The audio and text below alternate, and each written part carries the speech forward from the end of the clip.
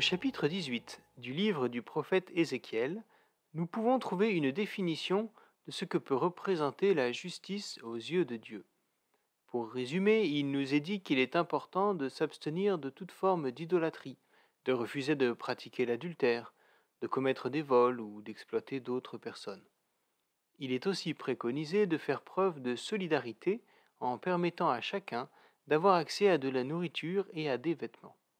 Cette justice sociale se matérialise également dans le fait de prêter de l'argent.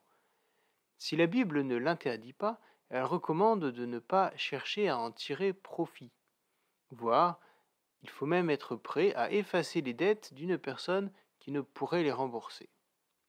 Que ces conseils sont actuels et que ce monde dans lequel nous vivons gagnerait à s'en inspirer.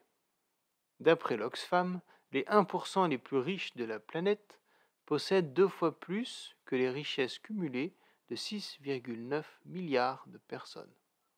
Comment ne pas être choqué quand nous lisons que les 22 hommes les plus fortunés du monde possèdent plus que l'ensemble de la population féminine d'Afrique?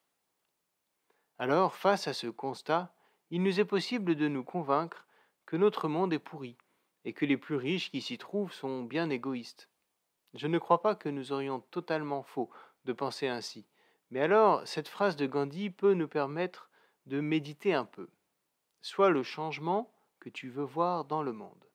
Car Ézéchiel 18 insiste sur un point fondamental, la responsabilité d'un choix de vie cohérent avec la justice divine et individuelle.